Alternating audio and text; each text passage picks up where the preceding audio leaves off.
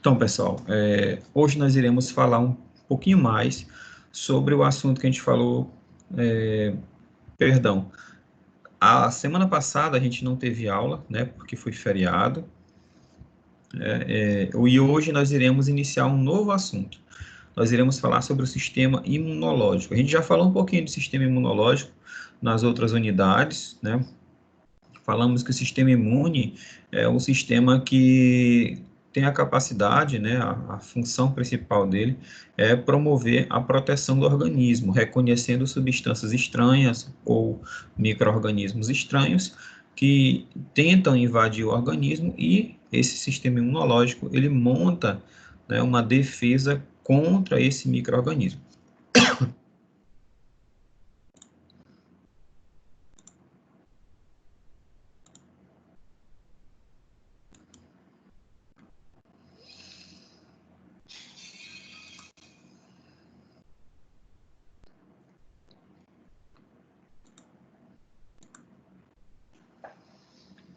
Então, pessoal, por favor, só me confirmem se vocês conseguem ver o slide da aula.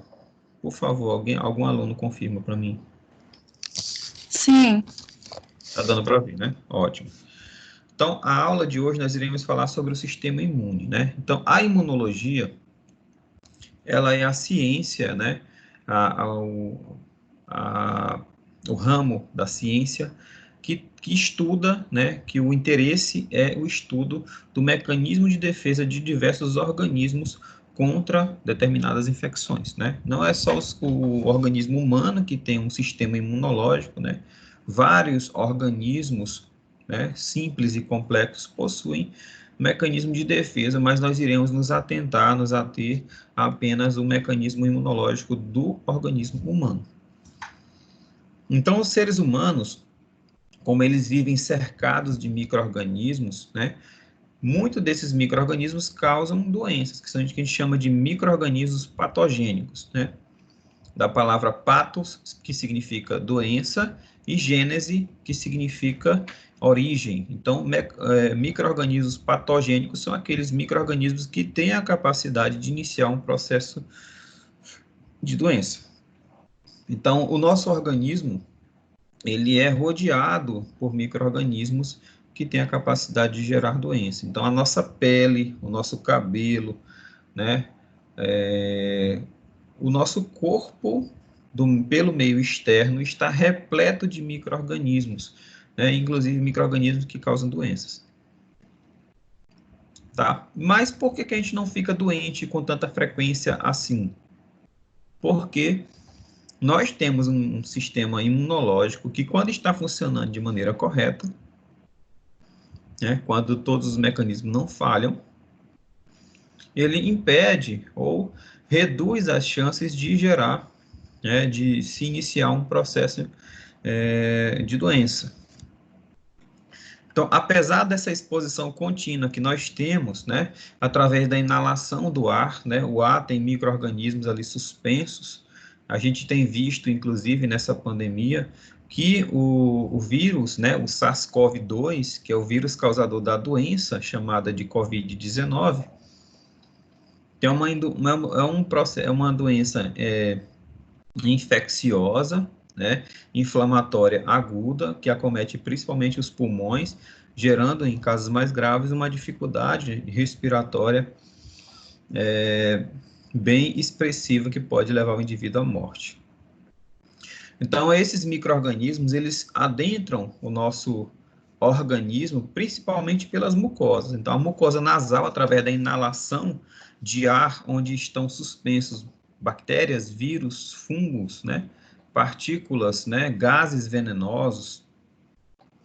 Também através da mucosa oral, através da ingestão de alimentos que estão ali contaminados, né, ou ingestão acidental de substâncias tóxicas, e também das outras mucosas. Então, a principal porta de entrada do nosso organismo são as mucosas. A gente tem visto, por exemplo, em vários noticiários, que é importante a lavagem das mãos. Exatamente. A lavagem das mãos é extremamente importante.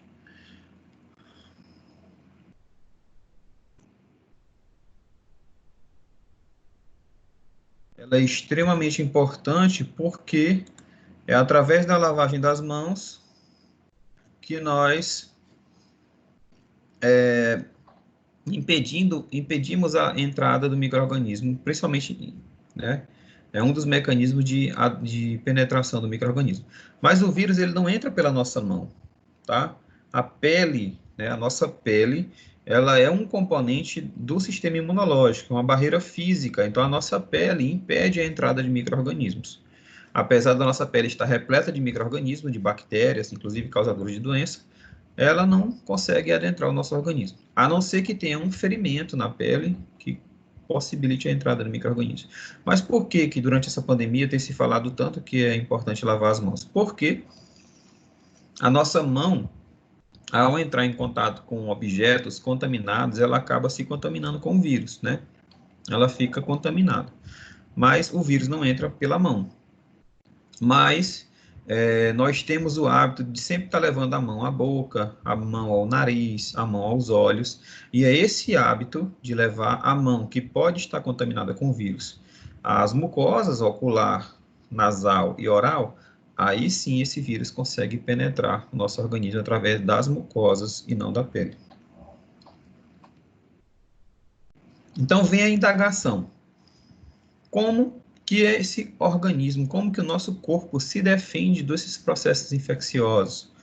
Quando ocorre a infecção, como é que o corpo elimina o agente invasor e se recupera? Né? A gente fica doente, né? E na maioria das vezes, na grande maioria das vezes, a gente fica curado, porque o sistema imunológico consegue barrar, né? Consegue impedir o avanço do micro-organismo e não gerando a morte do indivíduo. Porque os seres humanos, eles desenvolvem uma imunidade duradoura. Por que que quando o indivíduo adoece de uma determinada doença, por que que ele não adoece mais de novo dessa doença? Por exemplo, sarampo, catapora, cachumba, coqueluche, são doenças virais que o indivíduo só adoece uma vez. Uma vez o indivíduo tendo catapora, ele não vai ter de novo. Uma vez o indivíduo tendo sarampo, ele não vai ter novamente. Uma vez o indivíduo tendo coqueluche, né, que no interior é chamado popularmente de tosse braba ou tosse de cachorro, né, ele não vai ter novamente. Né? Por que que o indivíduo tendo cachumba, né, ele não vai ter de novo? Cachumba popularmente é conhecido como papeira. Tá? É uma infecção viral que acomete as glândulas salivares, principalmente a glândula parotídea aqui próxima à orelha. Então, como é que o organismo ele elimina esse patógeno, né? E por que os seres humanos eles desenvolvem uma imunidade duradoura, né? Como a gente falou, por que que o indivíduo, uma vez tendo cachumba, por que ele não vai ter de novo? O que faz com que o sistema imunológico, né, proteja de tal forma o organismo que ele não consegue ter uma reinfecção, ele não consegue ter uma infecção secundária. Tudo começa através das etapas da construção imunológica. Para nós obtermos essas respostas, nós precisamos entender o sistema imunológico. Então, o sistema imunológico, ele monta a sua linha de defesa, a defesa do organismo, através de etapas, né, de sequências de ações que induz a montagem da resposta e da proteção do organismo. Primeira coisa, quando o sistema, nosso organismo, ele é invadido por uma substância infecciosa, né, um vírus, uma bactéria, uma toxina, um veneno, primeira coisa que vai acontecer é que as células de defesa encontradas no nosso corpo, elas vão reconhecer essa substância como estranha, né? As células de defesa têm a capacidade de reconhecer o que é próprio, ou seja, o que é do próprio organismo, e aí sim tolerar a presença delas. As células de defesa reconhecem as células do nosso organismo e não reagem contra ela, né? Isso é uma característica extremamente importante do sistema imunológico, que às vezes, né, nem sempre funciona. Então, quando o sistema imunológico ele acaba reagindo contra a célula do próprio organismo, isso é o início da formação de uma doença autoimune. Então, a doença autoimune, que nós iremos falar mais à frente, é quando o sistema imunológico ele começa a reagir contra o próprio organismo, gerando destruição de determinados tecidos. Dependendo de que tecido for, ele vai gerar uma doença autoimune. Então, a primeira coisa é, o sistema imunológico, ele reconhece esses agentes infecciosos como substâncias estranhas, e esse reconhecimento acontece principalmente pelas células de defesa, né? E que células são essas? São basicamente os leucócitos, que participam do sistema imune inato. A gente já estudou leucócito na unidade anterior, quando a gente falou de sangue, né? Os leucócitos são as células brancas do sangue, né? E esses leucócitos, além de participarem do sistema circulatório, né, das células do sangue, eles também são do sistema imunológico. Ou seja, elas são células que estão no sangue, mas a função delas é proteger o organismo contra agentes invasores. Então, essas células, elas são componentes do sistema sanguíneo e também são componentes do sistema imunológico. Então, esses leucócitos, né, alguns participam do sistema imune inato, né, e proporcionam uma resposta imediata. Então, basicamente, as células fagocíticas, como neutrófilo, eosinófilo, basófilo, monócito, elas fagocitam substâncias estranhas, como, por exemplo, bactérias, protozoários, né, fungos, vírus, são fagocitados por essas células de defesa. E os linfócitos? Os linfócitos, eles participam do sistema imune adaptativo, e são esses linfócitos que vão, né, em um segundo momento, montar uma resposta mais efetiva, mais eficiente e duradoura contra esse micro-organismo que causou, né, essa invasão. E são justamente esses linfócitos que vão gerar uma resposta mais duradoura e gerar uma memória imunológica. O que seria essa memória imunológica? É a capacidade do sistema imunológico de reconhecer um patógeno que já gerou uma infecção anterior e impedir que ele gere uma segunda infecção, que é o que acontece, por exemplo, com o sarampo, a catapora, né, a coqueluche, né, e outras doenças virais e bacterianas. Professor, mas existem algumas doenças virais que o indivíduo ele vai ter várias vezes durante a sua vida. Por exemplo, a dengue. O indivíduo ele pode ter dengue mais de uma vez. Por que isso acontece? Porque a dengue ela é causada por 3 tipos de vírus. O dengue 1, dengue 2 e dengue 3. Então, se o indivíduo ele tem dengue causada pelo vírus da dengue do tipo 1, ele, ao ter dengue, né, com o vírus do dengue tipo 1, o sistema imunológico dele vai criar uma memória contra esse vírus. Então, ele pode até ter dengue novamente, mas não causados pelo vírus tipo 1. Ele vai ter dengue causado pelo vírus tipo 2 ou tipo 3.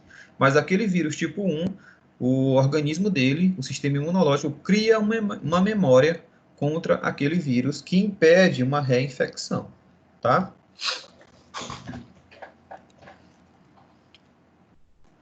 Então, depois que esse vírus, ele é... Oi.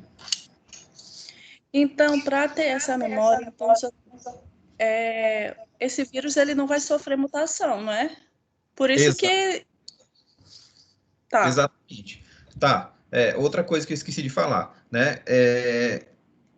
O caso da gripe. Por que a gente tem gripe várias vezes? Porque o vírus da gripe, ele é altamente mutagênico. Existem vários tipos de vírus que causam a influenza. Então, se o indivíduo ele teve gripe por o H1N1, que é o vírus, né, que é um dos mais letais, que foi o responsável pela pandemia de 2008, ele não vai ter mais influenza causada por esse vírus, porque o sistema imunológico reconhece esse vírus e cria uma memória. Ele vai ter influenza por outro tipo de vírus, por outra cepa, o H2N1, H3N6, porque existem várias cepas, né? Esses Hs e esses Ns correspondem a uma determinada cepa. E aí, vindo para o nosso contexto atual, os cientistas ainda não chegaram à conclusão de que o SARS-CoV ele é ou não altamente mutagênico. Isso quer dizer o quê? Será se o indivíduo que teve Covid-19 ele pode ter novamente Covid-19, o que vai nos responder é se esse vírus ele é mutagênico ou não, altamente mutagênico. Se esse vírus não for altamente mutagênico, isso quer dizer o quê? Coloquem aí, pessoal, o microfone de vocês no mudo. Então, se esse vírus ele for altamente mutagênico, quer dizer que há a possibilidade do indivíduo que teve Covid-19 ter novamente. Porque se esse vírus sofrer uma mutação, ele vai se modificar. E aí, o sistema imunológico do paciente que teve a doença, ele vai lembrar do vírus antigo e não do vírus novo, tá? Essa memória é criada pelo vírus antigo, então ele pode sofrer uma reinfecção. Isso a ciência ainda não, né, não chegou a uma conclusão, né? Só estudos futuros, né? No decorrer, vamos esperar aí o desenrolar da história para que a gente consiga entender essa dinâmica do vírus, tá? Inclusive, vírus que são altamente mutagênicos são difíceis de criar vacina, né? Porque como é que você cria uma vacina? Você pega um vírus, né? Uma amostra com vírus, e você inativa esse vírus. Você trata esse vírus quimicamente de forma que ele possa estar vivo, mas que ele não cause uma doença, né? Você bloqueia os receptores de ligação, de infecção, através de reações químicas. E aí a vacina, ela é produzida com proteínas do vírus ou até com o vírus vivo, só que enfraquecido, um vírus que não consiga causar a doença. Então você injeta esse material no organismo humano para que esse sistema imunológico reconheça esse vírus, gere uma memória contra esse vírus. E aí quando o vírus, né, original for tentar invadir o organismo do indivíduo que foi vacinado, esse organismo ele já tenha, né, uma memória desse vírus e não gere uma doença. Então, esse indivíduo que ele tem memória, né, que ele criou uma memória, ele é chamado de indivíduo imunizado, tá? A imunização, ela pode ser causada ou quando o indivíduo adoece, né, logo depois que ele se cura, ele fica imunizado daquele vírus, ou quando ele é vacinado, tá? Então, são essas duas formas de vacinação, de imunização mais comuns. Existem outras que nós iremos falar no decorrer da aula, tá bom?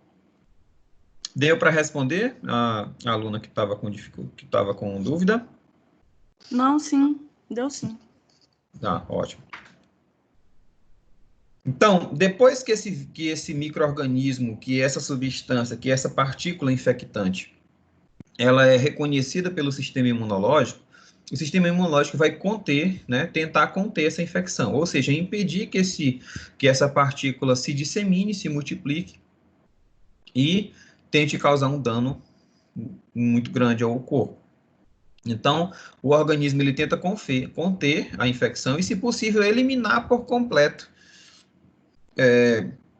essas partículas, né, ativando funções efetoras do sistema imune. Que funções são essas? Quais são os mecanismos efetores, os mecanismos de ação do sistema imunológico? Uma delas é a ativação do sistema complemento.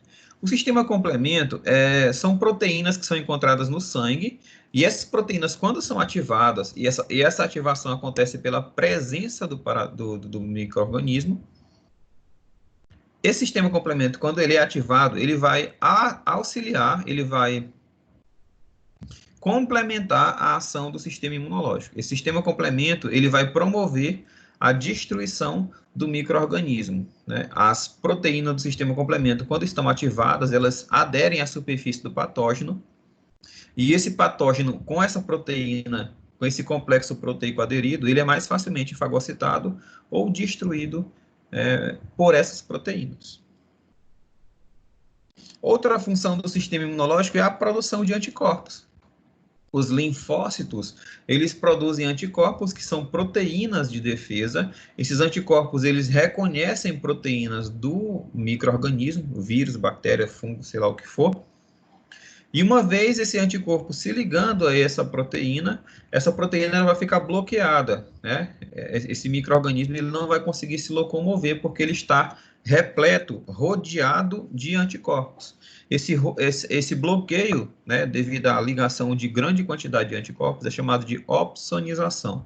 Então, o que é uma opsonização? É quando uma partícula, né, um vírus, ele está totalmente ligado, né, em todas a sua superfície por várias moléculas de anticorpos. E aí ele não consegue se locomover, ele não consegue infectar uma célula. E esse mecanismo é chamado de opsonização. E também o sistema imunológico, ele cria células chamadas de linfócitos citotóxicos. Esses linfócitos, eles têm a capacidade de reconhecer células que estão infectadas. Então, esse linfócito citotóxico, ele consegue distinguir uma célula normal de uma célula que dentro tem um vírus. E essa célula que dentro dela tem um vírus, tem um protozoário, tem uma bactéria, esses linfócitos, ele vai ativar o mecanismo de apoptose dessa célula infectada. Essa célula, então, vai morrer e esse linfócito, esse micro-organismo que está no interior da célula também vai ser destruído. E também existe a regulação do sistema imune. O sistema imune, ele precisa ser ativado, mas a ativação do sistema imunológico não pode ser exacerbada, não pode ser exagerada, porque a ativação exagerada do sistema imunológico também causa prejuízo. Quando o sistema imunológico ele é ativado de maneira exagerada,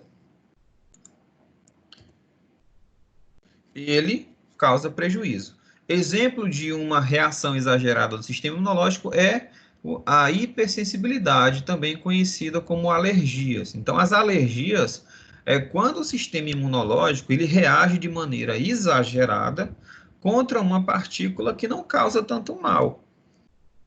Então, tem pessoas, por exemplo, que têm alergia a pelo de gato. Só que esse pelo de gato, ele não causa tanto prejuízo ao organismo, tá?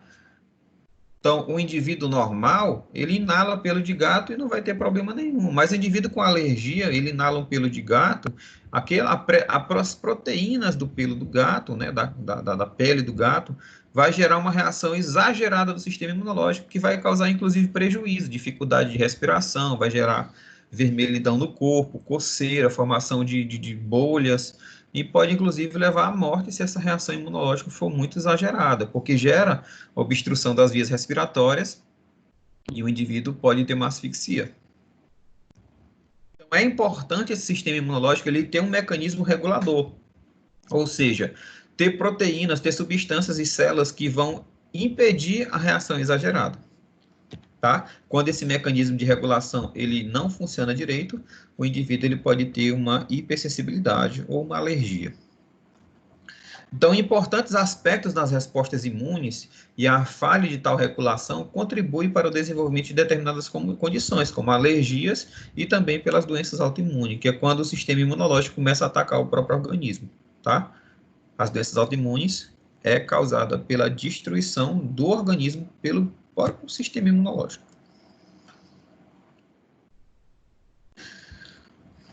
E em decorrência, né, dessa ativação do sistema imunológico, ao final, esse sistema imunológico ele vai gerar uma memória, né? O sistema imunológico ele vai produzir células de memória, que enquanto essas células estiverem vivas na nossa circulação, nós teremos a capacidade de impedir uma reinfecção. E essa característica de memória, ela é exclusiva do sistema imunológico adaptativo, ou seja, ela é exclusiva da parte do sistema imunológico onde os linfócitos são as células principais.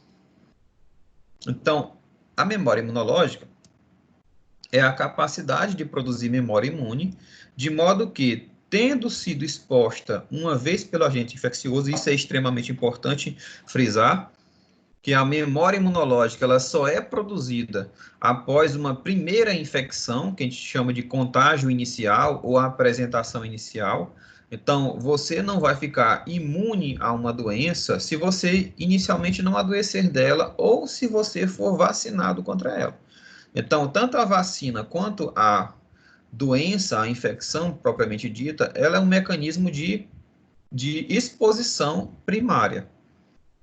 Então, você, inicialmente exposto, né, de forma primária a esse micro-organismo, o teu sistema imunológico, como consequência, ele vai criar uma memória imunológica. Só que ela não é feita do dia para a noite. Essa memória imunológica acontece em alguns dias, em algumas semanas. Tá? E à medida que essa memória imunológica e o sistema imunológico adaptativo vai evoluindo, né, tentando bloquear essa infecção, o indivíduo ele vai convalescendo, ele vai ficando curado. Então, uma pessoa, ela produzirá uma resposta forte e imediata contra qualquer exposição subsequente. Então, se aquele vírus que causou uma infecção primária, ele tentar gerar uma reinfecção, em decorrência dessa reinfecção, por conta do sistema imunológico já ter essa memória montada, esse sistema imunológico vai gerar uma resposta muito mais forte do que a formada na primeira vez, e muito mais rápida, e impede uma reinfecção. Ou seja, ele vai ter uma imunidade protetora contra esse patógeno, tá? Impedindo uma segunda infecção. Então, onde são produzidas as células imunológicas? As células imunológicas, elas são produzidas no que a gente chama de órgãos linfóides primários. Os órgãos linfóides primários são dois, né? A medula óssea e o timo. A medula óssea tem a capacidade de produzir todas as células do sangue, inclusive as células de defesa. E o timo ele vai ter a capacidade de amadurecer os linfócitos T. Tá? Então, nós temos esses dois órgãos linfóides primários. Então, é na medula óssea, como a gente já estudou no módulo anterior, onde serão produzidos os componentes, os elementos figurados do sangue. As células vermelhas, as células brancas, né, como linfócito, monócito, eosinófilo, basófilo e neutrófilo, e também as plaquetas. Todas elas são componentes do sistema hematológico e os leucócitos são componentes do sistema imunológico. Então, essas células elas são produzidas através, né, do amadurecimento e diferenciação das células tronco encontradas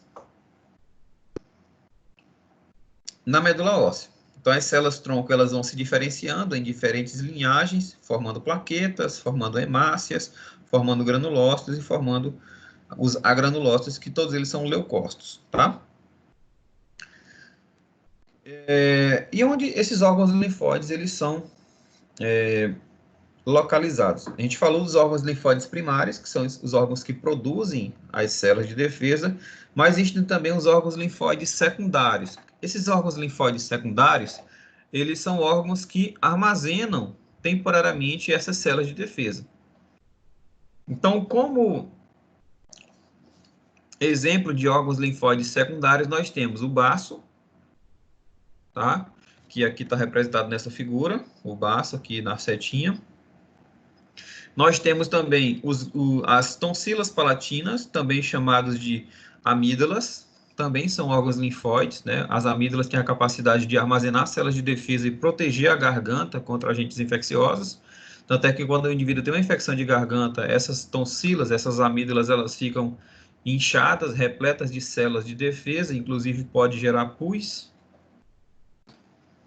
E nós temos esses pontinhos esverdeados aqui representados, distribuídos por todo o corpo. Esses pontinhos esverdeados são chamados de linfonodos. Então, os linfonodos também são órgãos linfóides secundários que têm a capacidade de armazenar células de defesa. Tá? E esses linfonodos, eles são comunicados uns com os outros através dos vasos linfáticos. Os linfonodos, eles se concentram em regiões que têm uma maior probabilidade de infecção. Por exemplo, nós temos aqui linfonodos subaxilares, que vão proteger todo o membro superior. Então, quando você tem uma infecção no braço, os linfonodos subaxilares, eles vão ficar repletos de células de defesa para combater aquela infecção no membro superior. Nós temos, por exemplo, os linfonodos femorais, que vão proteger os membros inferiores. Os linfonodos inguinais, aqui próximo à genitália, que vão proteger a genitália, né, a mucosa genital, contra infecções urinárias e infecções sexualmente transmissíveis. Nós temos também os linfonodos aqui do tronco respiratório, que vão proteger os pulmões e as vias respiratórias contra infecções. E também temos linfonodos aqui na região abdominal, que vão proteger o intestino, principalmente de infecções intestinais. Tá? Então, esses linfonodos, eles são estrategicamente localizados em regiões que têm uma maior chance de infecção. Tá? Então, nós temos aqui como regiões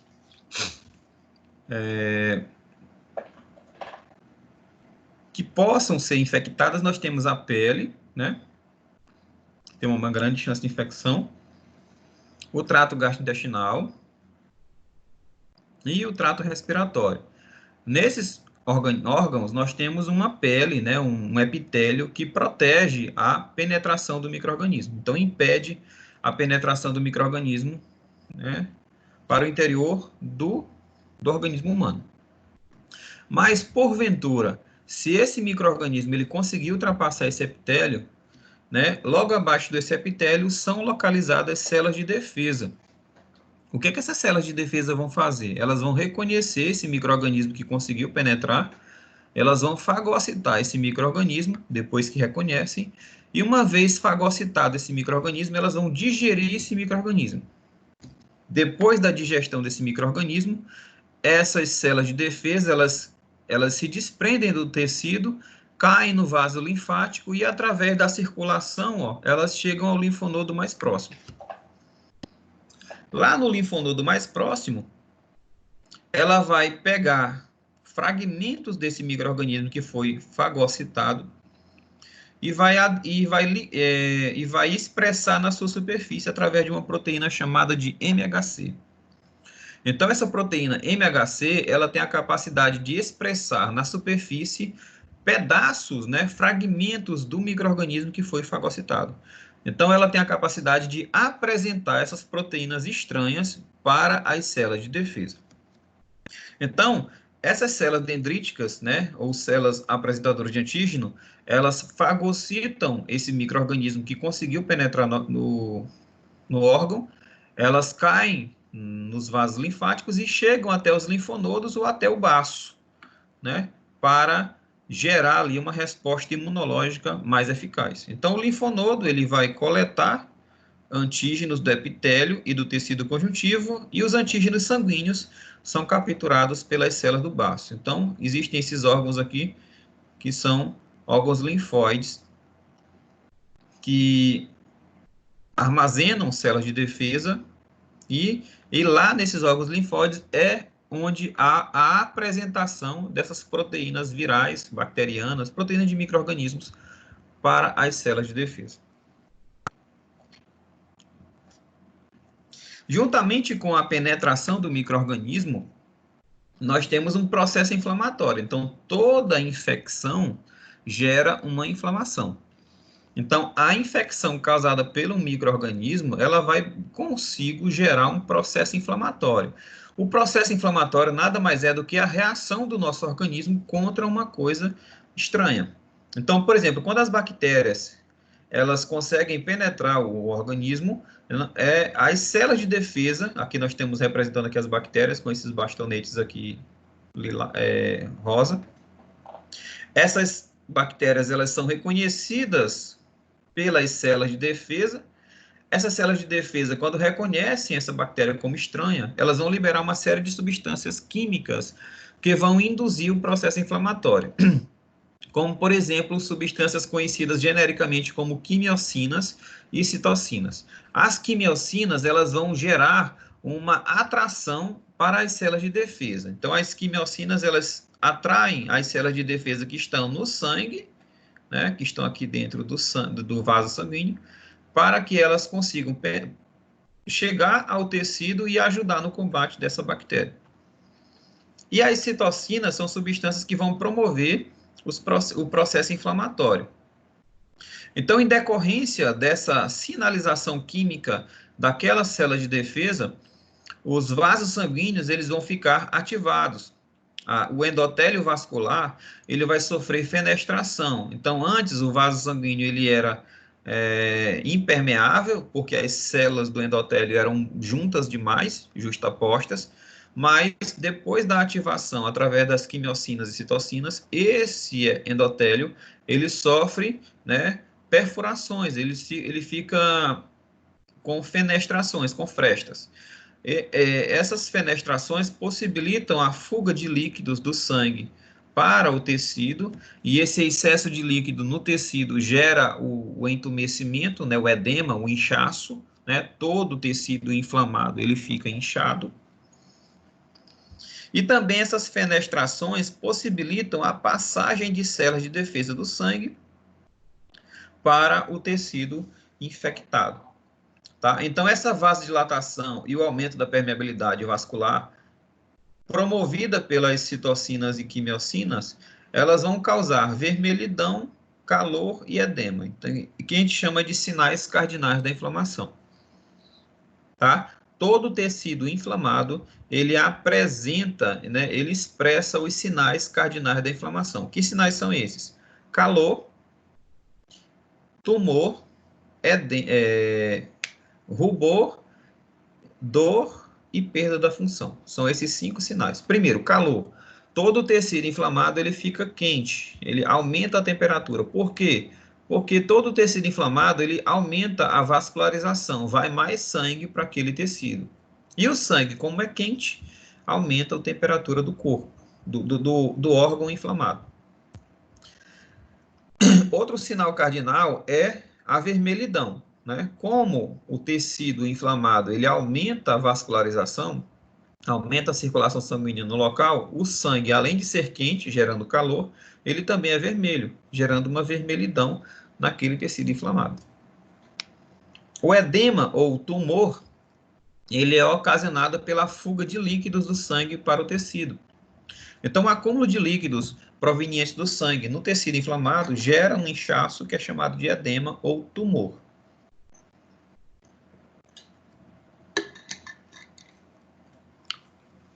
Outro sinal cardinal da inflamação é a dor. Todo tecido inflamado ele é dolorido, ele fica sensível a estímulos dolorosos, que a gente chama, né, cientificamente de redução do limiar da dor. Então, um simples toque pode gerar um estímulo doloroso quando o indivíduo tem um tecido inflamado. E o quinto sinal cardinal da inflamação, que geralmente acontece em tecidos em inflamações crônicas, não em inflamações agudas, é a perda da função. Todo tecido inflamado, cronicamente, ele deixa de exercer essa função na sua plenitude. Ou seja, um tecido inflamado por muitos dias, por muitos meses, ele tem a capacidade reduzida da sua função, tá? Por exemplo, um pé inflamado, ele não consegue exercer a sua função, uma mão inflamada, um dente inchado, tudo isso quando se trata de inflamação, ele reduz a capacidade, né, funcional do órgão inflamado. Então, depois que gerou o processo inflamatório, as células, né, inflamatórias, as células de defesa, elas migram do sangue para o tecido, auxiliando no combate desse micro-organismo, né? E, inclusive, essas células de defesa, elas liberam mediadores inflamatórios que vão promover a dor, facilitar o processo doloroso. E como que acontece a apresentação antigênica, né? A gente viu no início aí, nessa figura inicial, quando as células dendríticas, elas fagocitam o micro-organismo e migram para os linfonodos e o baço. Mas nós vamos entender agora como que acontece com uma riqueza maior de detalhes. Primeira coisa, os patógenos, né, eles estão ali na superfície do epitélio, e quando essa barreira física, o epitélio, está íntegro, esses micro-organismos não conseguem penetrar o organismo ou o tecido. Mas, quando há uma ruptura dessa barreira, né, quando o tecido, né, epitelial ele é rompido por um corte, por uma fratura, uma torção, né, essa barreira, esse epitélio, ele é rompido, e esse rompimento funciona como uma espécie de portal de entrada para os micro-organismos que estão ali próximos. Esses micro-organismos, ao entrarem na pele ou nas mucosas, eles são reconhecidos ali pelas células sentinelas, que são células de defesa que estão ali monitorando, que estão vigiando, né, o órgão.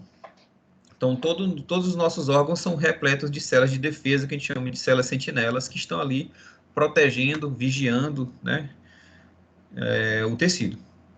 Então, quando há uma invasão de micro-organismos, essas células sentinelas reconhecem, né, como, por exemplo, as células dendríticas.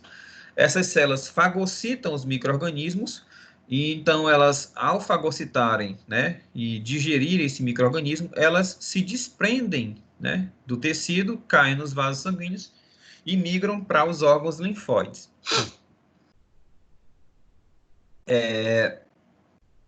E aí o que acontece?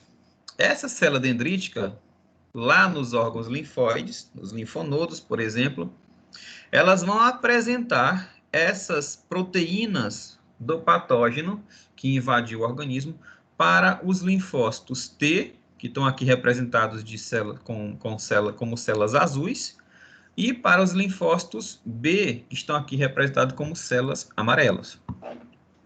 Os linfócitos T, ao reconhecerem essa proteína como estranha,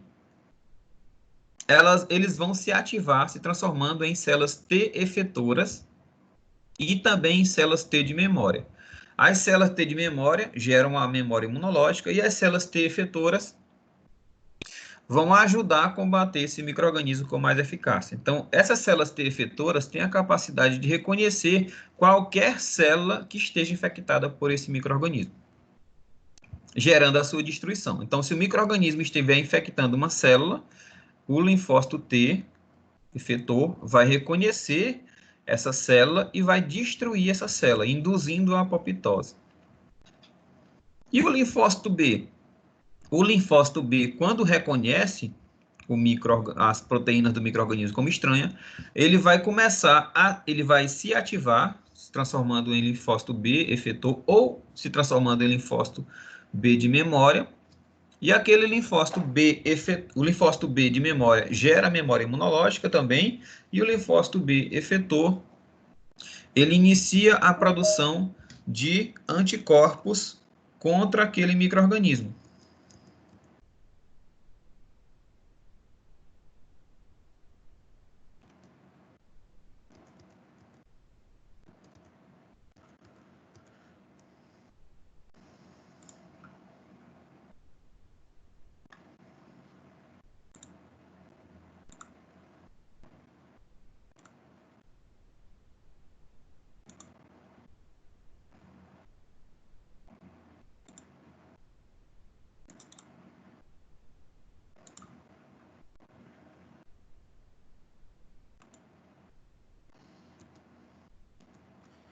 Tudo bem, pessoal? Estão conseguindo me ouvir? Alô? Sim. Sim. Ok. Então, aquele linfócito B que foi apresentado para as proteínas do micro-organismo, ele se ativa em linfócito B de memória, gerando a memória imunológica, também, juntamente com o linfócito T de memória. E outra parte vai se transformar em linfócito B efetor, produzindo anticorpos contra aquele vírus, contra aquele micro-organismo. Então, tanto os linfócitos T efetores, eles migram novamente para aquela região infectada, e os anticorpos também, e esses linfócitos T CD8 e os anticorpos vão auxiliar no combate dessa infecção. Certo? Então, esse processo demora um pouquinho, geralmente demora uma semana, 10 dias, para que a ativação do sistema imune adaptativo, que é uma resposta mais eficiente e mais duradoura, aconteça. Então, didaticamente, nós dividimos a imunidade em duas partes, né? Mas elas naturalmente não são divididas, é só para melhor entender o mecanismo da imunidade, tá? A imunidade inata e a imunidade adaptativa. Qual a diferença das duas? Primeiro, a imunidade inata são componentes do sistema imunológico que reagem aos micro-organismos da mesma forma, independente desse micro-organismo causar doença ou não. Então, uma bactéria, seja ela patogênica ou não, o sistema imunológico ele vai, da imunidade inata, vai reagir da mesma forma, fagocitando esse micro-organismo. Tá? Nós sabemos que existem bactérias que são benéficas ao organismo. Por exemplo, as bactérias da flora intestinal, que auxiliam na digestão, sintetizam vitamina K, né, auxiliam na síntese de vitamina K, perdão. Os lactobacilos, né, que auxiliam na digestão, que também auxiliam na proteção da mucosa vaginal através da produção de ácido lático. Então, existem micro-organismos que são benéficos. Mas, mesmo assim, o sistema imune adaptativo reconhece esses micro-organismos e destrói eles. Eles reconhecem da mesma forma qualquer vírus, qualquer bactéria, eles agem pelo menos exatamente da mesma forma.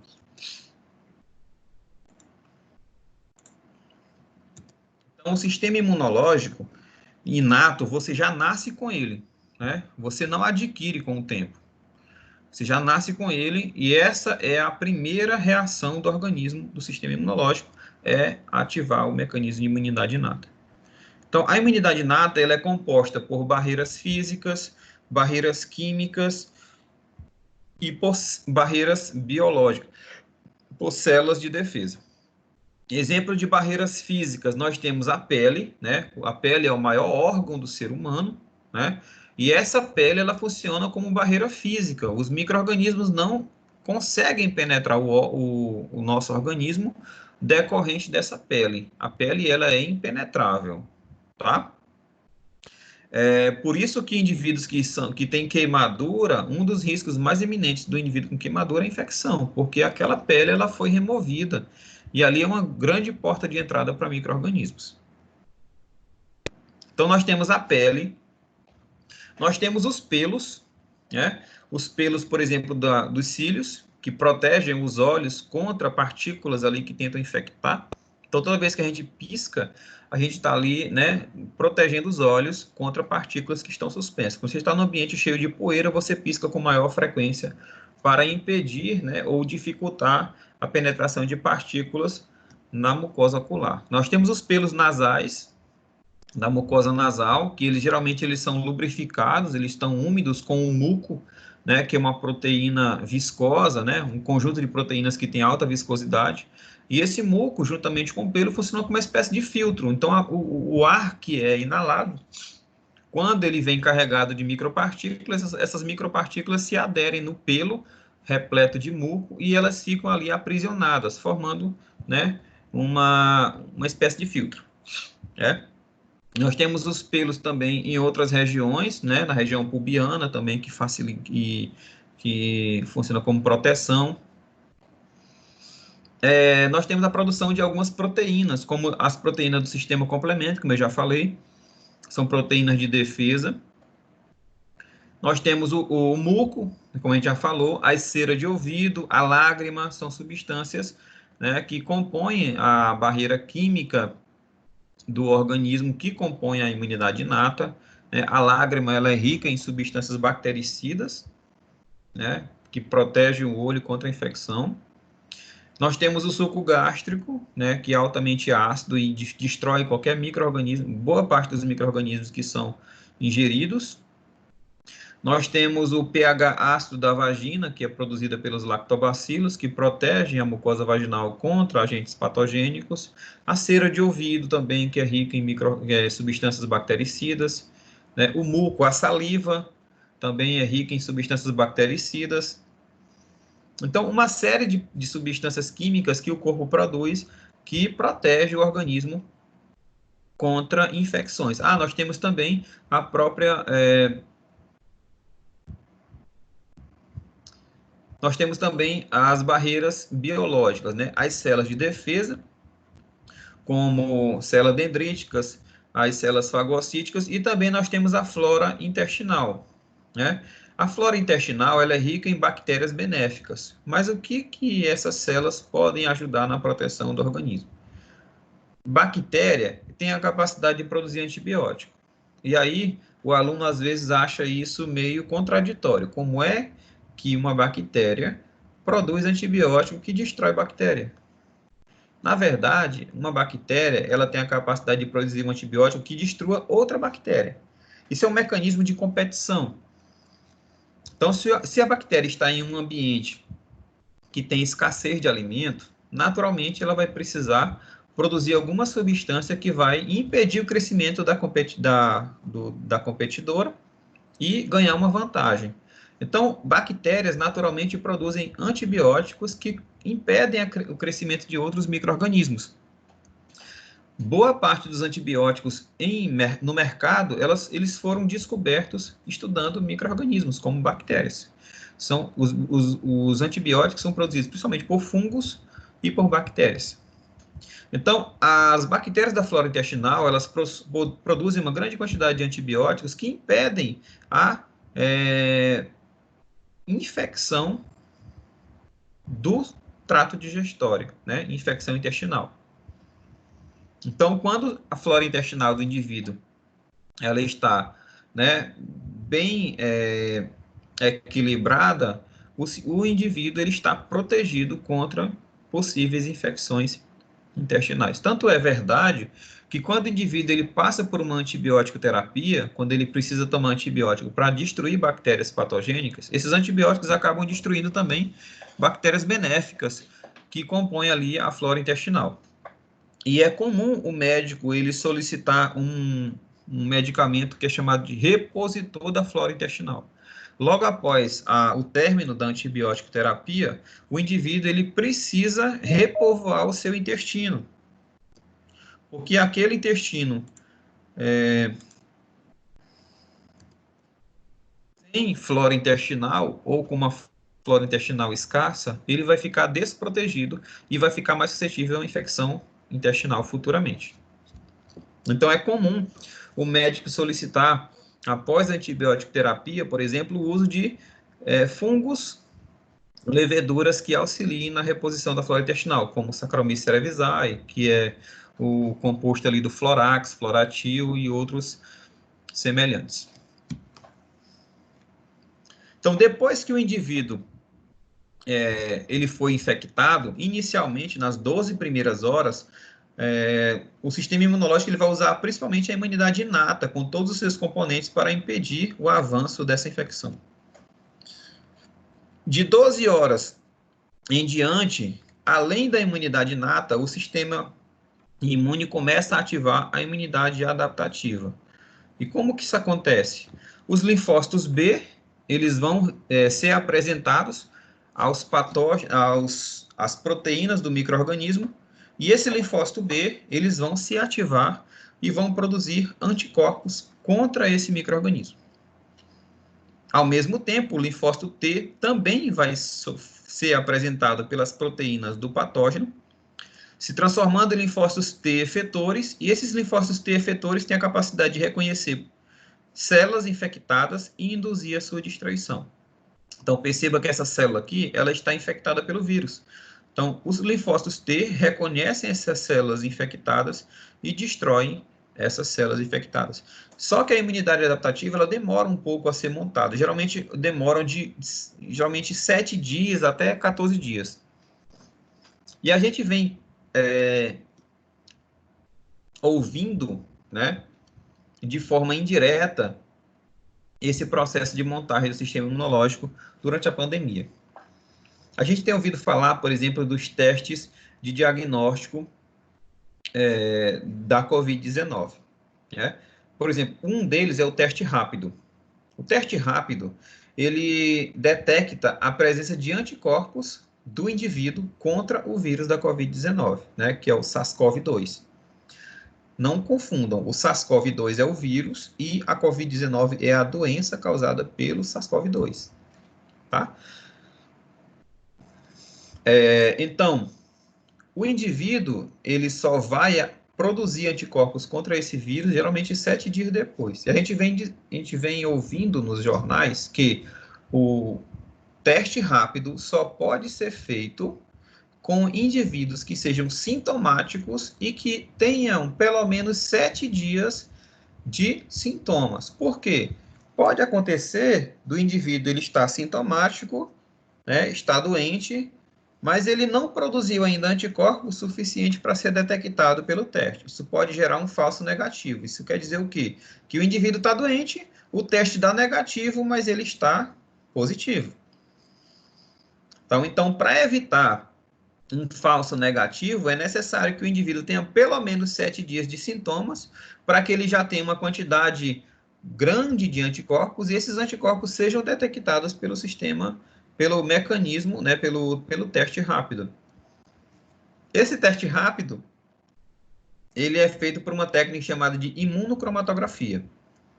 É utilizado um papel filtro, né, dentro de um invólucro de plástico, e nesse papel filtro tem uma certa região em que há proteínas virais, proteínas do vírus. Então, quando você coloca o sangue do paciente, aquelas proteínas virais vão ser reconhecidas pelos anticorpos e gera uma reação colorida. Forma ali uma linha vermelha, semelhante ao teste de gravidez. Então, se colocam 2 tipos de proteínas. Uma proteína que todo mundo tem, né, para saber se o teste está funcionando. Então, só uma bandinha vermelha indica que aquele teste funcionou, né? Que é o chamado de controle, é uma bandinha que tem uma letra C em cima. E a segunda bandinha mostra que o indivíduo tem, né, anticorpos que reconheçam aquela proteína, as proteínas do vírus, né? Mostra que o indivíduo está doente. Então, se o indivíduo tem anticorpos contra as proteínas virais, ele vai, né, gerar uma segunda reação, gerar uma segunda banda ali no sistema, né, no teste rápido, mostrando que ele está positivo. Deram para entender, pessoal? Esse teste rápido é parecido com o teste de gravidez. Na verdade, é a mesma técnica. Sim, deu para entender? Alô? Sim, professor. Ok. Então, a imunidade inata e a imunidade adaptativa tem algumas características diferentes. Por exemplo, especificidade. A imunidade inata, são componentes que elas reconhecem padrões comuns a determinados micro-organismos. Por exemplo, algumas bactérias possuem lipopolissacarídeo na superfície. Então, essa substância, o lipopolissacarídeo, é uma molécula que é reconhecida pelos fagócitos. Então, toda bactéria que tenha LPS vai ser reconhecida pelos fagócitos e vão ser fagocitadas, independente dessa bactéria ser patogênica ou não.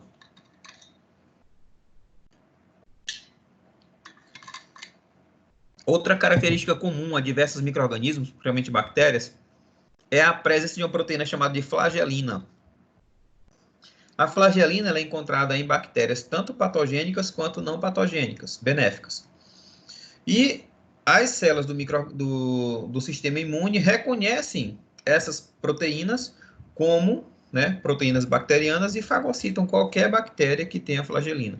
Então, essas características comuns compartilhadas, né, a diversos micro-organismos são reconhecidas pela imunidade inata. Então, a imunidade inata ela é pouco específica. Ela reconhece algumas, né, características básicas de micro-organismo e, por conta disso, são ativadas. Mas a imunidade adaptativa ela consegue reconhecer proteínas específicas daquele micro-organismo que causou uma infecção inicial. Então, elas são altamente específicas.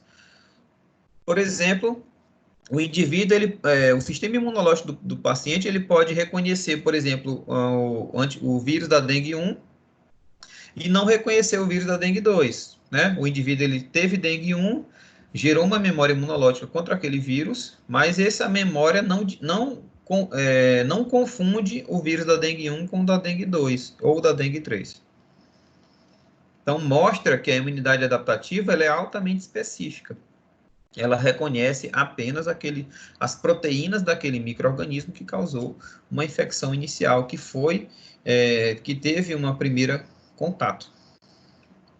Diversidade, né? A diversidade do sistema imune inato é limitada, né? As células de defesa do sistema imune inato, elas têm uma pequena diversidade. Nós temos só neutrófilos, eosinófilos, basófilos e monófilos.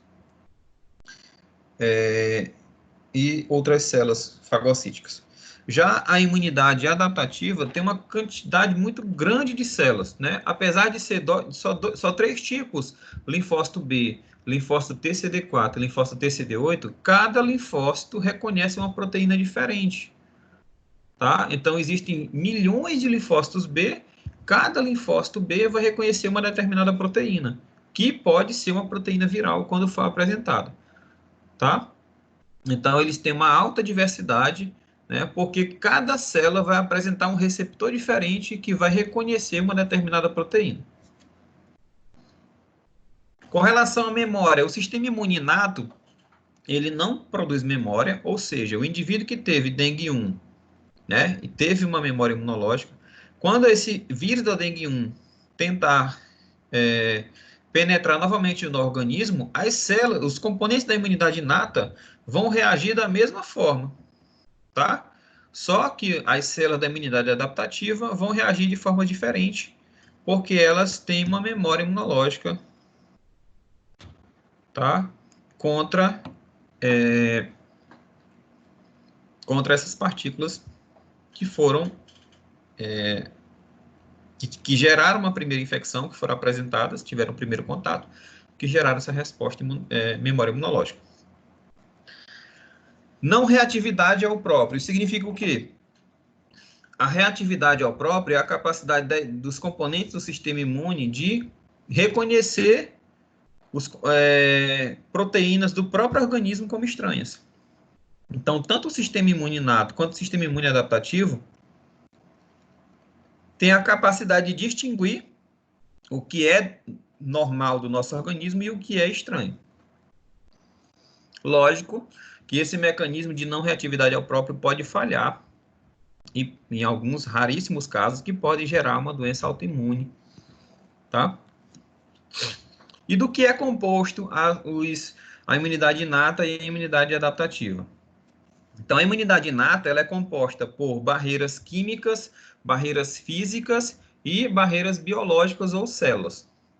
Exemplo de barreiras físicas, nós temos a pele, o muco, a cera, que são estruturas que impedem a penetração ou dificultam a penetração de micro-organismos, né?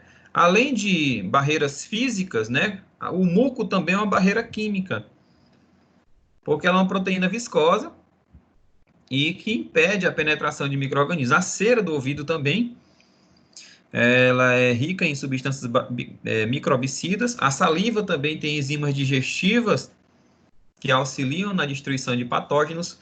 O pH ácido do estômago, das mucosas, também, da mucosa vaginal, também dificulta a infecção. E existem várias outras moléculas antimicrobianas encontradas na saliva, encontrada na lágrima, encontrada em vários fluidos corporais que auxiliam, né, no combate a micro-organismos. Já o sistema imune adaptativo, como barreira química, nós temos os anticorpos que são produzidos e secretados pelas células de defesa, né, principalmente no caso aí nós temos os linfócitos B ativados que produzem esses anticorpos. E nós temos também células de defesa, né, os linfócitos TCD8, né, também chamados de linfócitos T efetores ou citotóxicos, que combatem células infectadas por patógenos. Temos também proteínas que participam dessa imunidade inata e adaptativa. Proteínas do sistema imune inato, nós temos o sistema complemento, e também proteínas de fase aguda, né, que são proteínas produzidas durante o processo infeccioso. Já com relação à imunidade adaptativa, nós temos os anticorpos, que são proteínas de defesa, produzidas pelo linfócito B, que reconhecem os patógenos.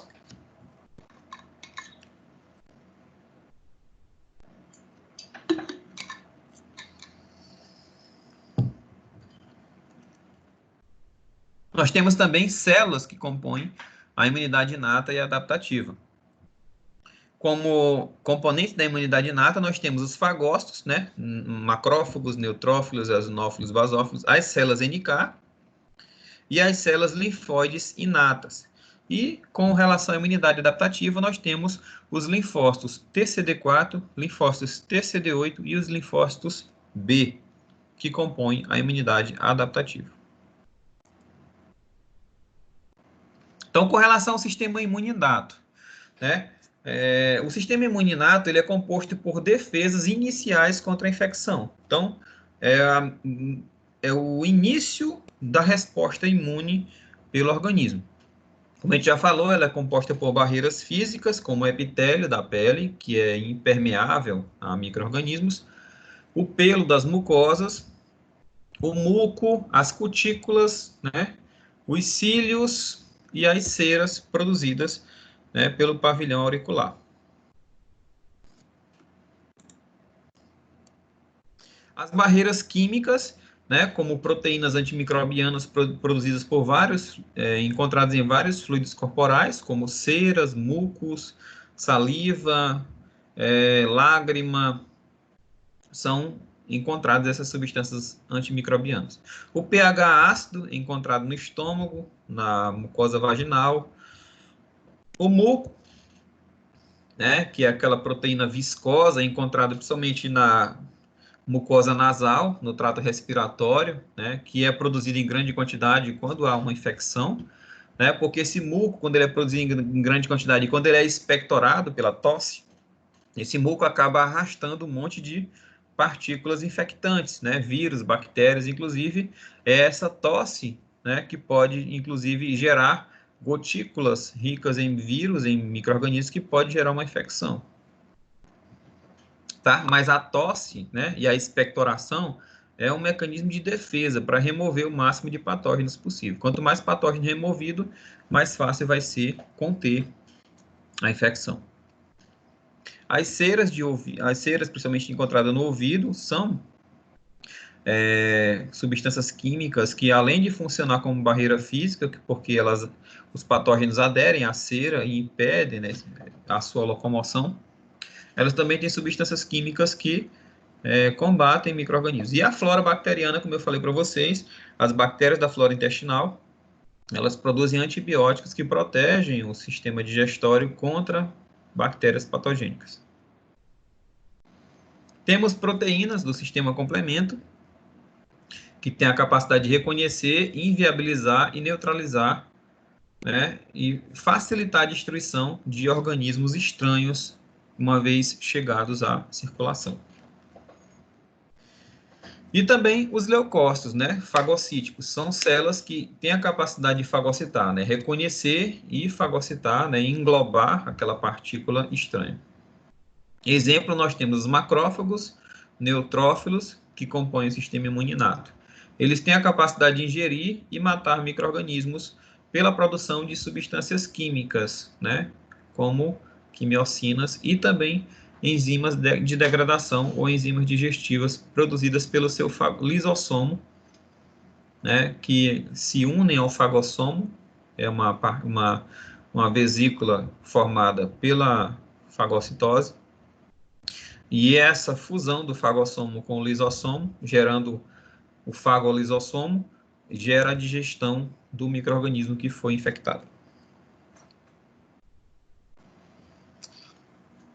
Então, comparando a rapidez e a especificidade dos dois sistemas, o sistema imune inato, ele responde de maneira mais rápida, né, porque ele, logo após a infecção, é um sistema que já é ativado, né, pelas células de defesa fagocitárias, que reconhecem o patógeno invasor e começam a produzir proteínas inflamatórias.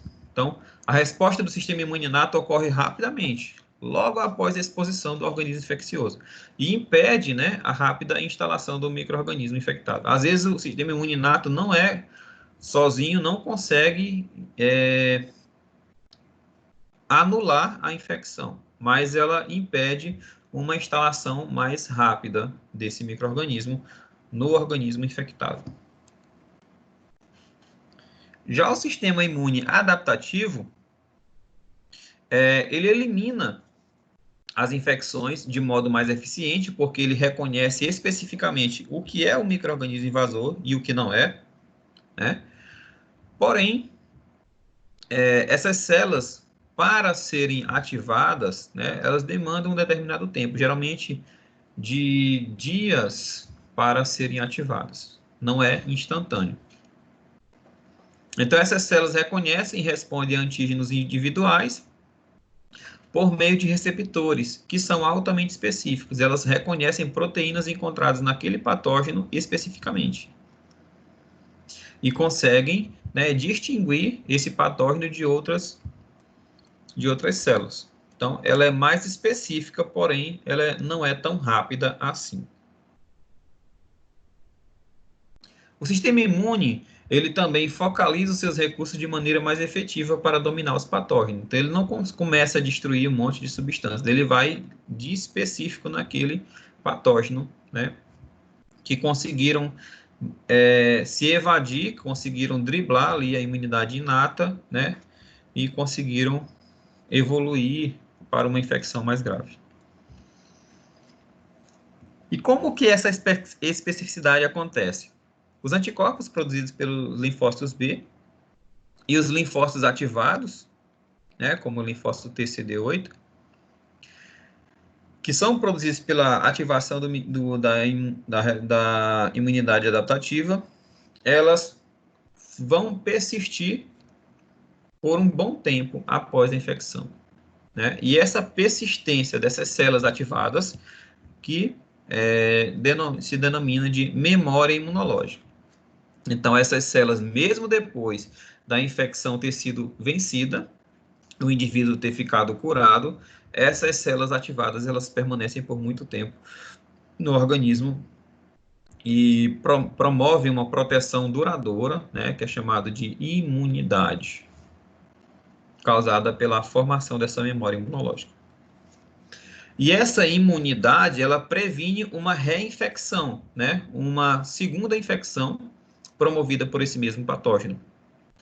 Tá? Proporciona uma imunidade duradoura, permitindo uma resposta mais rápida e intensa, caso esse patógeno tente reinfectar o organismo, né? Mesmo que essa reinfecção aconteça anos depois, tá? Tranquilo? Por exemplo, eu tive, na minha infância, a hepatite A. A hepatite A é causada por um vírus, né? Fiquei muito tempo no hospital, fiquei muito grave, mas hoje, né, eu estou imune ao vírus da hepatite A. Mesmo que ele consiga hoje, depois de mais de 25 anos depois da doença, ele tente me reinfectar, as células de defesa, né, do sistema imune adaptativo ainda estão aqui na minha circulação e vão impedir que esse vírus gere uma reinfecção e promova novamente a hepatite A no meu organismo. Então, como é que essa imunidade adaptativa acontece? Então, o linfócito B, ele vai reconhecer o antígeno, ele vai ser apresentado pelas proteínas do antígeno do micro-organismo, e esse linfócito B, lá no linfonodo, ele vai se ativar em plasmócito, que é um linfócito B produtor de anticorpos. Esses anticorpos, por sua vez, eles vão se ligar aos micro-organismos que estão de forma livre no sangue, né, no plasma ou no tecido. Eles também vão, esses micro-organismos que estão ligados a anticorpos, eles são mais facilmente fagocitados, né, pelas células fagocíticas, e esses linfócitos, esses anticorpos que estão ligados ao micro-organismo, eles também vão ativar o sistema complemento, tá? Então, o anticorpo produzido pelo linfócito B, ele neutraliza o micro-organismo que está isolado, que é através da ligação com a superfície do micro-organismo, que é essa figura aqui, essa parte da figura. Esse micro-organismo ligado ao anticorpo, né, ele vai ser mais facilmente fagocitado e também vai ativar o sistema complemento. Já o linfócito T, CD4, ele é apresentado, né, as proteínas do micro-organismo pela célula apresentadora de antígeno. Essa célula apresenta essas proteínas através de uma proteína de superfície chamada de MHC, que é essa proteína esverdeada. Essa proteína esverdeada, ela tem no meio dela aqui uma proteína do micro-organismo que vai ser apresentada ao linfócito TCD4. Esse linfócito TCD4, reconhecendo essa proteína como estranha, ele vai produzir citocinas. E essas citocinas, elas vão ativar as células do sistema imune, melhorando a fagocitose, aumentando a capacidade fagocítica das células do sistema imunológico inato, né? Promovendo uma maior inflamação, que é um mecanismo de defesa do corpo contra infecções. E essas citocinas também vão estimular a ativação do linfócito T e do linfócito B. Então, percebam que esse linfócito TCD4, ou linfócito T auxiliar, ele é extremamente importante para a manutenção da imunidade. Ele ativa tanto ele aumenta tanto a capacidade da memória ou da imunidade inata, quanto ele estimula a ativação da imunidade adaptativa, através da ativação dos linfócitos B e dos linfócitos TCD8. Então, esse linfócito, ele é chamado de helper, o auxiliador, porque ele vai fazer o quê? Ele vai auxiliar na memória, na produção, na manutenção do sistema imunológico. E é justamente esse linfócito TCD4, ou auxiliar, que é contaminado pelo vírus da HIV. Então, a AIDS, né, a síndrome da imunodeficiência adquirida, ela é muito danosa ao sistema imunológico porque ela vai destruir justamente essa célula aqui, que é muito importante. Que ela vai promover um reforço no sistema imunológico. Então, indivíduos que têm AIDS, eles têm uma redução drástica na ativação do sistema imunológico e eles ficam com uma redução na sua proteção do sistema imune muito reduzida. Então, qualquer doença, né, por mais simples, vamos dizer assim, que seja para um indivíduo normal, para um indivíduo com HIV, principalmente nos estágios terminais, onde essas células aqui, linfócito TCD4, estão muito reduzidas, devido ao aumento da carga viral. Esses indivíduos, eles evoluem muito gravemente para doenças simples, como resfriados, como pneumonias, né? Ficam mais graves em indivíduos com a imunidade reduzida. Então, uma vez esses linfócitos reconhecendo, né? Nós temos aqui o reconhecimento pelo linfócito B, o linfócito TCD4, tem também o linfócito TCD8. Ele também é apresentado pelo antígeno, pelas células apresentadoras de antígeno, e uma vez ativado, esse linfócito ele consegue reconhecer qualquer célula que esteja infectada pelo micro-organismo ao qual ele foi apresentado. E ao reconhecer, ele vai ativar o mecanismo de morte celular por apoptose. Então, aquela célula que estava servindo como hospedeiro para o micro-organismo, ela vai ser destruída. Então, se o micro-organismo estiver escondido dentro da célula, ele vai ser destruído pelo linfócito TCD8. Se ele estiver do lado de fora da célula, ele vai ser encontrado pelos anticorpos produzidos pelo linfócito B. E para evitar uma ativação exagerada do sistema imunológico, os linfócitos T regulatórios também são ativados. Esses linfócitos T regulatórios, eles vão impedir a ativação de uma quantidade muito grande de linfócitos, reduz o número de linfócitos ativados para impedir uma ativação exagerada do sistema imunológico. Então, imunidade adaptativa, que é aquela imunidade produzida, né, por linfócitos. Essa imunidade, ela é dividida em duas classes. A imunidade humoral, que é a imunidade promovida pela produção de anticorpos, que ela é comandada pelo linfócito B, e a imunidade celular, que é promovida pelos linfócitos do tipo T. Então, o micro-organismo, na imunidade humoral, ela vai combater os micro-organismos extracelulares, ou seja, os micro-organismos que estão fora da célula. Eles vão ser reconhecidos pelos anticorpos produzidos pelo linfócito B.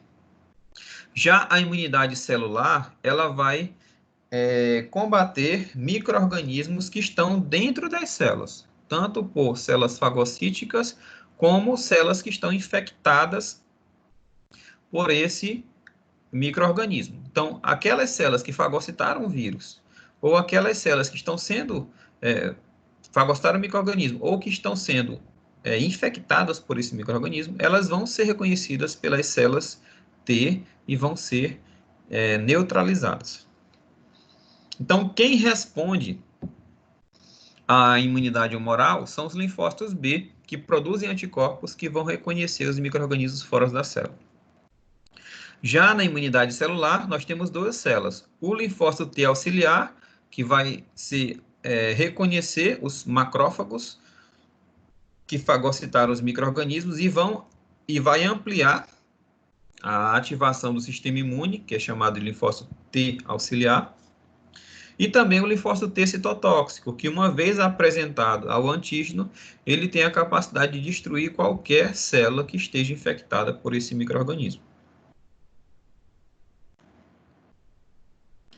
O mecanismo de combate da imunidade humoral é a produção e secreção de anticorpos que vão reconhecer esse micro-organismo na parte exterior das células. E o mecanismo de efetor da imunidade celular é o reconhecimento do linfócito TCD4, né, e, consequentemente, a ativação através de citocinas, que vão estimular a imunidade inata e adquirida. E o mecanismo efetor do linfócito TCD8 é o reconhecimento e destruição de células infectadas, destruindo os reservatórios de vírus ou de outros micro-organismos. E como que essa imunidade ela pode ser transferida para outro indivíduo? Nós vimos aí também, nessa pandemia, né, que algumas pesquisas estão sendo utilizadas justamente no que a gente vai falar agora. O indivíduo que ele foi contaminado pela Covid-19 e que ele ficou curado, né, será se aqueles anticorpos ou células de defesa que agora, né, geraram uma imunidade, uma memória imunológica, será se eles não podem ser transferidos para outros indivíduos? Então, vamos supor que o indivíduo A, ele teve Covid-19, ele foi curado recentemente, será se a gente não consegue tirar os anticorpos desse indivíduo e transferir, né, não todos, né, transferir para um indivíduo que está na UTI? Sim, isso é possível. Inclusive, já está sendo utilizado, né, o plasma, o soro de pacientes que foram curados pelo Covid-19 recentemente, né, a parte líquida do sangue, onde tem os anticorpos e tem as células de defesa, elas estão sendo transferidas para indivíduos que estão graves, e isso tem mostrado resultados promissores, porque aqueles anticorpos auxiliam, né, que apesar de serem produzidos por outra pessoa, elas conseguem reconhecer aquele vírus e auxiliar, né, no combate através da ativação do sistema imunológico. Como é que a gente consegue transferir um anticorpo de um paciente por outro? Através do soro, né, do soro do sangue. E a transferência da imunidade inata, ou imunidade celular, basta a gente isolar os linfócitos T e transferir para um paciente. A imunidade humoral, ela tem a capacidade de bloquear infecções e eliminar micro-organismos extracelulares, ou seja, fora da célula. E a função da imunidade adaptativa, ou adaptativa celular, no caso do linfócito TCD4, ele ativa macrófagos para matar micro-organismos fagocitados. Então, ele vai aumentar o poder da imunidade inata, né, ativando assim as células fagocíticas e também vai estimular a montagem da imunidade adaptativa. Os linfócitos TCD8, a função dele é reconhecer e destruir células que estão infectadas por esse micro-organismo a qual ele foi apresentado e ativado. E, em consequência dessa destruição de células infectadas, ele elimina os reservatórios de infecções. Então, a imunidade, que é o mecanismo de proteção e essa imunidade ela é produzida logo após uma infecção, né, a uma apresentação, e essa imunidade ela pode ser do tipo natural ou artificial. A imunidade natural é quando o indivíduo adoece e depois dessa doença, ao longo dessa evolução da doença, ele produz memória imunológica. E essa memória, né, dá a ele a capacidade de imunidade para uma possível reinfecção. A imunidade, ela pode ser também do tipo ativa ou do tipo passiva.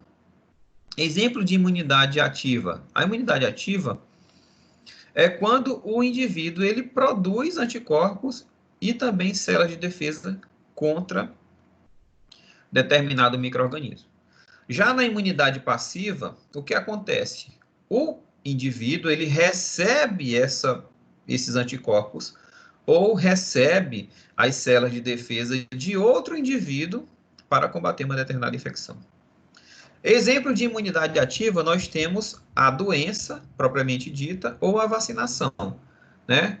Tanto a doença quanto a vacinação, ela vai estimular o organismo do paciente, especificamente o seu sistema imunológico, a reconhecer esse micro-organismo e também gerar uma memória imunológica. Já na imunidade passiva, o paciente já recebe essa proteção de outro organismo. Exemplo da imunidade passiva, nós temos a amamentação. O leite materno, ele é rico em anticorpos, que a mãe produz, né, contra infecções que ela já teve. Então, nos primeiros dias de amamentação, a mãe produz um leite rico em anticorpos, que isso aqui é chamado de colostro. Ele é um leite amarelado, rico em proteínas de defesa. Então, enquanto aquele recém-nascido ele está sendo amamentado pelo aquele soro natural, né, ele vai estar protegido, porque ele vai receber anticorpos que a mãe produz, né, contra uma série de doenças a qual ela já foi apresentada ou foi vacinada. Mas esse leite ele não fica para a vida toda, né? Ele é produzido nos primeiros dias, mas a criança ela precisa, né, ter as suas próprias experiências, ter os seus próprios reconhecimentos e também precisa produzir as suas próprias memórias imunológicas, né? Por isso que a imunidade passiva, ela não é permanente, tá? Isso quer dizer o quê? Que essa imunidade passiva protege até um determinado tempo, tá? Mas a criança, depois que ela é amamentada pelo colostro, ela precisa passar por um processo de vacinação. Por quê? Porque essa imunização passiva, ela não é duradoura, ela é temporária. Então, a imunidade ativa, ela é promovida quando o indivíduo, ele é apresentado a antígenos, né? Ou seja, proteínas, substâncias encontradas num determinado micro-organismo. Essa apresentação pode ser promovida por uma vacinação, onde é inoculado proteínas ou substâncias que compõem o vírus, ou até pela própria infecção. Então, dias ou semanas depois que o indivíduo ele foi infectado ou vacinado, ele vai produzir, né, células de defesa específicas e anticorpos que vão, né, ficar por meses ou anos ali na circulação dele e que pode proteger ele, que vai proteger ele por um tempo mais prolongado. Então, essa recuperação, o indivíduo quando fica curado ou quando foi vacinado, dias depois, né, ele já vai estar protegido, né, contra uma possível infecção. Então, a vacina, quando o indivíduo é vacinado, ele não vai estar protegido logo no dia seguinte. Demora mais ou menos de 7 a 10 dias para que o organismo ele ative o sistema imunológico adaptativo, produzam células de defesa específicas e produzam anticorpos, tá? E é comum também, durante o processo de vacinação, o indivíduo ele ter alguns sinais e sintomas, como uma leve febre, uma indisposição, um leve resfriado. Por quê? Esse mecanismo ele é causado por um processo infeccioso, inflamatório. Por quê? O organismo ele está sendo, né, ele foi entrou em contato com substâncias estranhas e a ativação do sistema imunológico geram essas reações. Isso é bom. Às vezes o indivíduo diz o seguinte: eu acabei de ser vacinado e eu fiquei gripado. Né? Não é gripe, é uma resposta à vacinação. Isso mostra que o sistema imunológico do paciente ele está sendo ativado. Então, é falso dizer que o paciente que tomou uma vacina da gripe, ele gripou logo em seguida. Isso é um mecanismo natural do organismo, né? Um processo, porque ele está entrando em contato com substâncias estranhas e ele gera a produção de citocinas inflamatórias como resposta para montar a imunidade. Isso quando acontece, isso mostra que o indivíduo está reagindo a essas proteínas estranhas e está gerando uma memória imunológica, está ativando o sistema imunológico. Então, após essa ativação da imunidade ativa, o indivíduo ele vai produzir células e anticorpos que são específicos para aquele micro-organismo a qual ele foi apresentado ou infectado, a qual ele foi vacinado ou infectado. E isso gera memória imunológica? Sim. Então, o paciente ele vai ficar protegido a longo prazo contra uma reinfecção daquele micro-organismo a qual ele foi infectado ou vacinado. Agora, quando o indivíduo ele tem uma imunização passiva, quando os soros, onde tem anticorpos, de um indivíduo imune, ele é transferido para um paciente, né, para que ele se proteja de uma infecção, tá? Esse indivíduo ele vai ter uma proteção temporária, né, no caso ali do recém-nascido, ele vai estar, à medida que ele vai tendo, né, ele vai recebendo esses anticorpos, ele vai estar protegido de várias infecções, porém, né, esses anticorpos, eles são altamente específicos a determinados micro-organismos, porém, ele não cria memória imunológica. Por que ele não criou memória imunológica? Porque as células desse indivíduo, né, do recém-nascido, não foram ativadas. Ele já recebeu uma resposta pronta. Então, esses anticorpos não foram produzidos pelas células dele. Então, não tem memória imunológica ali. Não foi produzidos linfócitos B ativados, não foram produzidos linfócitos TCD8 ativos. Então, o que acontece? Quando esses anticorpos eles forem destruídos, forem degradados no organismo do recém-nascido, ele vai ter desproteção, ele não vai estar mais protegido contra a infecção. Por isso que é necessário fazer uma vacinação do recém-nascido dias depois ao nascimento. Aqui nós temos uma figura que resume, eu gosto muito de colocar no meu último slide, uma figura que resume muitas características do sistema imunológico, ao qual, inclusive, a gente falou hoje. Tá bom?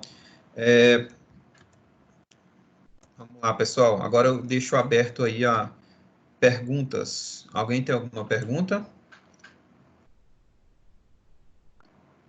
Alguém? Nós temos, no momento, 9 alunos na sala de aula. Alguém tem alguma pergunta? Alguém? Hernandes? Alguém? Vocês estão muito quietinhos. Não gosto. Eu gosto de dar uma aula que seja participativa. Eu falei de tanta coisa importante hoje, inclusive da pandemia. Ninguém tem nenhuma dúvida.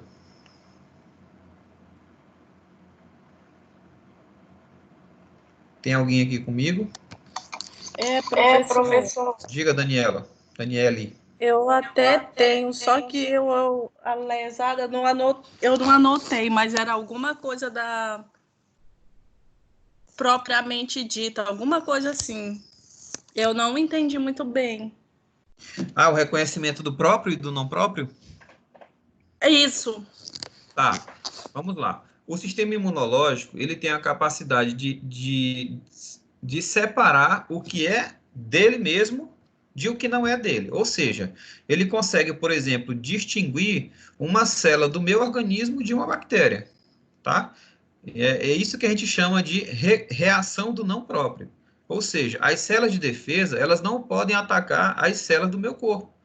Não podem atacar as células do coração, não podem atacar as células da pele, tá? Isso é natural.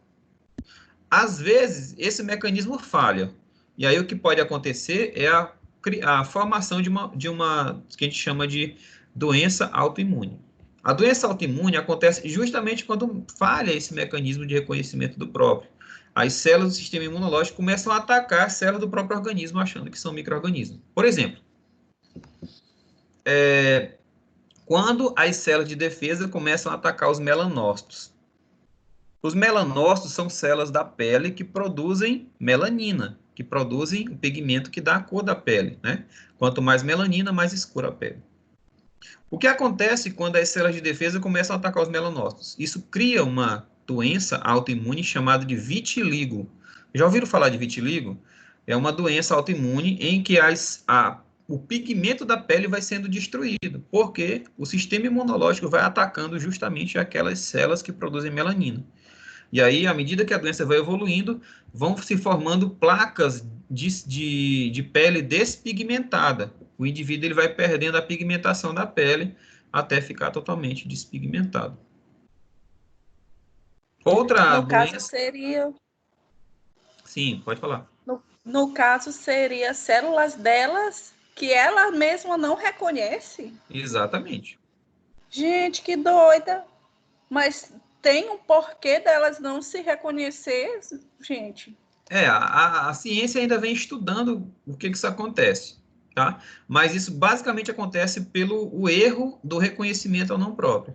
Então, o que é que deveria acontecer normalmente? Essas células deveriam reconhecer que aquele melanócito, não, esse melanócito aqui é nosso, nós não vamos atacar. Aí, quando esse mecanismo de reconhecimento do próprio falha, as células começam a atacar célula do próprio... Outra doença que é comum, né, que é estudada, que é uma doença autoimune, é o diabetes juvenil. O que é que acontece no diabetes juvenil? Né? É comum, principalmente em crianças e adolescentes, ocorre também uma falha no sistema imunológico e as células do sistema imunológico começam a atacar o pâncreas do indivíduo, o pâncreas do próprio organismo, né? Principalmente destruindo as células beta, que produzem insulina. Então, a destruição das células beta faz com que o corpo tenha uma redução ou até não produção de insulina, e aí o indivíduo ele vai ter diabetes. A glicose do paciente vai estar lá em cima, porque quem faz o controle da glicemia é a insulina. Aí temos várias doenças autoimune. Por exemplo, a alopecia areata é um tipo de calvície, o indivíduo ele perde cabelo porque as células do sistema imunológico começam a atacar a raiz do cabelo, o cabelo começa a cair, o indivíduo vai ficar careca. Outra doença autoimune é tireoidite de Hashimoto. Acontece quando o sistema imunológico começa a atacar as células da tireoide, gerando destruição das células tireoidianas. A artrite reumatoide também é uma doença autoimune. O lúpus eritematoso sistêmico também é uma doença autoimune. Então, existem várias doenças autoimunes, né, que são produzidas a partir dessa falha do reconhecimento do que é próprio, tá?